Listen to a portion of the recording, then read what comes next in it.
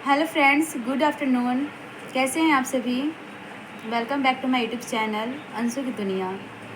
दोस्तों, जैसे कि हम कल डिस्कस किए थे कि आज हम एसएससी की सिलेबस के बारे में डिस्कस करेंगे कि क्या एसएससी के अलग अलग एग्ज़ाम्स के लिए हमें अलग अलग बुक्स को पढ़ना पड़ेगा, सब कुछ फिर से हमें स्टार्टिंग से करना पड़ेगा सारे एग्ज़ाम्स को हमें अटैम्प्ट करने के लिए, या फिर हम कुछ ही कंटेंट से सारे एग्ज़ाम को अटैम्प्ट कर सकते हैं। तो आज हम इस पे सारे डाउट्स क्लियर करेंगे।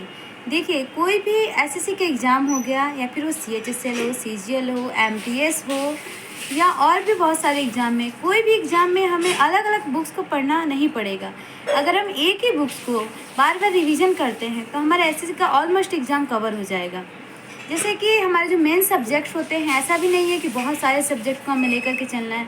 हमारे किसी भी एग्ज़ाम में सिर्फ 4 ही सब्जेक्ट होते हैं जिसमें हमें कॉन्सेंट्रेट करना पड़ता है। फर्स्ट मैथ, रीजनिंग, इंग्लिश और जीके जीएस। इन 4 सब्जेक्ट पर अगर हमारी अच्छी पकड़ रहेगी तो हम किसी भी एग्ज़ाम को बहुत ही आसानी से ही क्लियर कर सकते हैं। अब आप कहेंगे कि हम इसका प्रिपरेशन कहाँ से करें? अभी के जनरेशन में यूट्यूब बहुत ज़्यादा इसके लिए सपोर्टेड है। तैयारी करने के लिए बहुत सारे चैनल से टीचर आपको चूज़ करना है कि आप किस टीचर से पढ़ना चाहते हैं। किसी भी आप टीचर को चूज़ कीजिए और उनसे क्लासेस लीजिए। पर ऐसा भी नहीं हो कि यूट्यूब में बहुत ज़्यादा चॉइस हैं, तो कभी इस टीचर से कभी उस टीचर से। किसी एक टीचर को आप सेलेक्ट करिए और उनसे पढ़िए। पहले आप पूरा सिलेबस कंप्लीट करिए। सिलेबस कंप्लीट होने के बाद में आप मॉक टेस्ट लगाइए। मॉक टेस्ट के लगाने के बाद आप उसका एनालिसिस ज़रूर करिए। क्यों? जैसे कि आपने अभी मैथ का कोई टॉपिक लिया, जैसे कि प्रॉफिट एंड लॉस, आपने उसको कंप्लीट किया, उसी टाइम आप उसका मॉक टेस्ट लगाइए। मॉक टेस्ट लगाने के तुरंत बाद आप उसका एनालिसिस करिए। एनालिसिस बहुत ज़्यादा इम्पॉर्टेंट है, सिर्फ मैथ के लिए ही नहीं, आप जो भी टॉपिक को ख़त्म कर रहे हैं उसके लिए भी।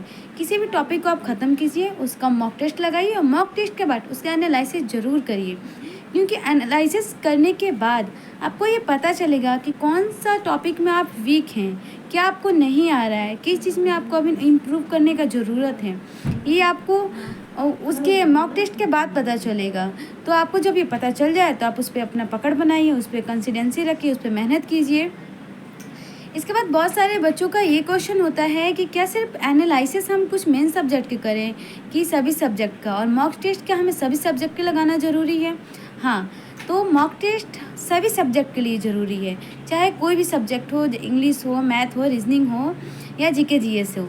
मॉक टेस्ट से आपको वीक पॉइंट पता चलेगा कि आपका वीक पॉइंट क्या है। आपको पता चलेगा कि इस चीज़ में मेरे नंबर कम आ रहे हैं, इस टॉपिक में मुझे प्रॉब्लम हो रहा है, तो आप उस पर ज़्यादा कॉन्सेंट्रेट करिएगा और आप उसमें मेहनत करिएगा और उसको इम्प्रूव करने का कोशिश कीजिएगा। इसी के साथ में बहुत सारे बच्चों का ये भी क्वेश्चन रहता है कि क्या हम जो रैंकर होते हैं वही एसएससी को एग्ज़ाम को क्लियर कर सकते हैं? क्या एवरेज बच्चे एसएससी के एग्ज़ाम को क्लियर नहीं कर सकते हैं? तो ऐसा बिल्कुल नहीं है। जो बच्चे शुरू से रैंकर रहे हैं या फिर जो पढ़ाई में शुरू से अच्छे रहे हैं वही सिर्फ एसएससी एग्ज़ाम को क्लियर कर सकते हैं, ऐसा बिल्कुल नहीं है। क्योंकि जो एवरेज बच्चे हैं अभी वो टॉप कर रहे हैं। ऐसा नहीं है कि सिर्फ जो रैंकर है वही अच्छा नंबर ला कर के एग्ज़ाम को क्वालिफाई कर लेंगे। एवरेज बच्चे अगर कंसिस्टेंसी रखें तो वह इस एग्ज़ाम को आसानी से क्वालिफाई कर सकते हैं, लेकिन कंसिस्टेंसी के साथ में। इसी के साथ में एवरेज बच्चों के लिए ये होता है कि उनको याद करने में प्रॉब्लम होता है, या फिर जितने जल्दी जो पहले से शुरू में तेज़ बच्चे होते हैं वही याद कर पाते हैं, उतनी जल्दी एवरेज बच्चों में दिक्कत होता है।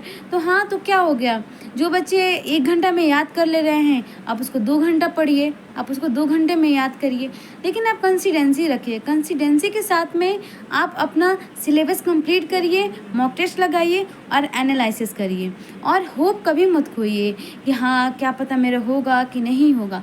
आप अपने मेहनत पे भरोसा रखिए, ज़रूर होगा। इसी के साथ में आज हम अपना टॉपिक यहीं पे एंड करते हैं। मिलते हैं हम नेक्स्ट टॉपिक के साथ में, तब के लिए बाय।